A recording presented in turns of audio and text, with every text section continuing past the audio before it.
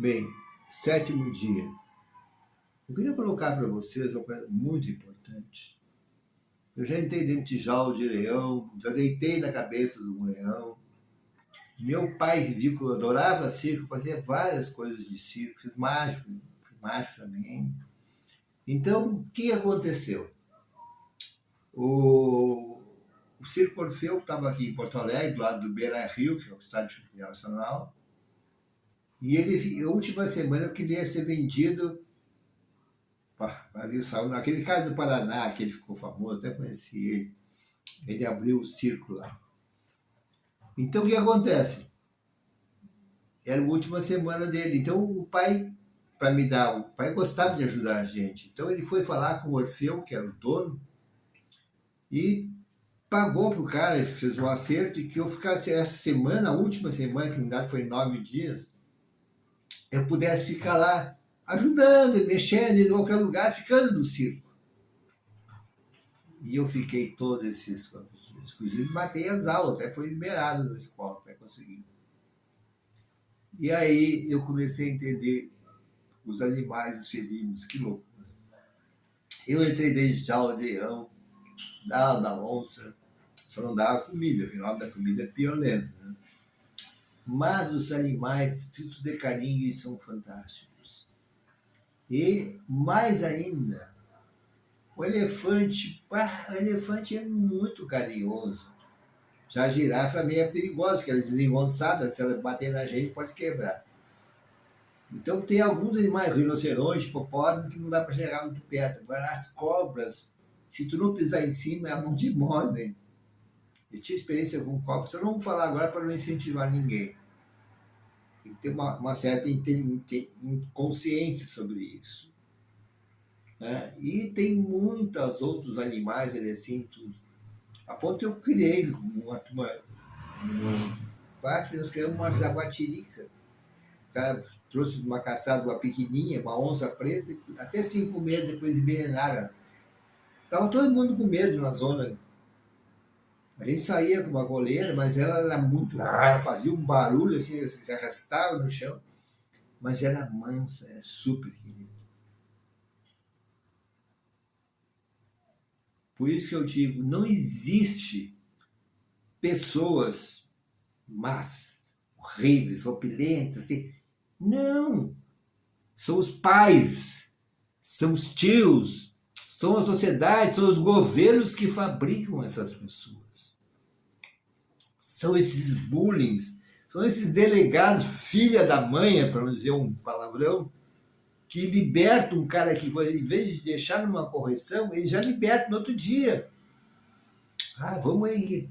E tudo porque eles ganham dinheiro. Esses juízes vagabundos, que tem juiz bom, mas tem juiz vagabundo. Esse STF deve ter gente boa, mas a maioria é um terror. Tudo é assim. Tem uma coisa só para vocês entenderem, mais ou menos, mas eu gosto de fazer uns spoilers que eu vou fazer mais tarde. Existe toda a presunção de inocência. Enquanto não for provado, portanto, a existência, a pessoa não pode ser considerada culpada. O cara matou, deu 70 facadas na mulher dele, foi pego, roubou, e os caras dizem isso. Então eu queria, apesar que eu conheço uns senadores, né? Mas eu não tive ainda, é muita ideia e pouca gente ajudando.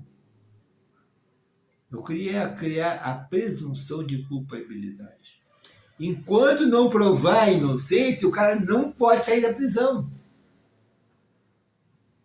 Então, presunção de inocência, enquanto não provar a culpa, e o outro é quando não provar a inocência. De que mata o quê? Mata aquele troço de termo de custódia, audiência de custódia. Aquilo ali é ganho por trás. Não tem que ter audiência de custódia. Ou o cara tem culpa ou não tem culpa. Tem que provar. Agora, audiência de custódia. Bem, Eu falei essa semana inteira sobre as doenças assim, populares. Tem várias doenças populares. Frieiras, excesso de líquidos, corrimento, excesso de líquidos, obesidade, excesso de líquidos, choro, excesso de líquidos, queda de cabelo, excesso de líquidos ou sal, e assim por diante. Mas eu vou falar uma só que é pequenininha, que vou falar no final. Tem pessoas que passam na rua, nós fizemos a experiência com a minha pessoa que viajava comigo, ela era muito cara de pau, eu achava fantástica. As pessoas eram curvadas na rua, ela chegava no cara e perguntava para ele, falava com ele, porque ela era bonita, né? Então os caras aceitavam falar. Se tinham tirado o sal dele, eu não como quase sal, o médico mandou não comer quase sal. Ou me tirou todo o sal. Aí a pessoa fica corcunda, porque o sal que contrai a musculatura. Isso tem na macrobiótica, o processo do yin yang é milenar. E os caras tiram o sal. Esses médicos vagabundos que não resolvem observar, os médicos vagabundos, tem médicos que são fantásticos. E tiram o sal assim por tirar, porque ouviu alguém falar que o sal faz mal. Quem que é que diz? Quem é que provou que o sal faz mal? Então os caras tiram o sal totalmente de tudo e a pessoa enverga. Ela fica corcunda, ela enfraquece. E todos que ela fazia, quando nós caminhávamos na rua, no interior e tudo, viam corcunda, ela assim, curvado, ela ia assim. Ela tinha uma cara de pau assim que outro mundo. Eu não tenho, nunca tive. Eu adorava teatro, ver tudo, mas nunca consegui fazer uma brincadeira. Não consigo. Eu sei falar assim no microfone, mas eu não consigo fazer um gesto de choro, de cor, de tudo. Eu não tenho essa cara de pau. Gostaria de ter. Então entenderam, não tire o sal da comida. Claro, não vão comer exagero, mas não tire o sal. Por favor, agora não pegue aquele sal fininho. Aquilo tem várias químicas, até ácido sulfúrico, para afinar.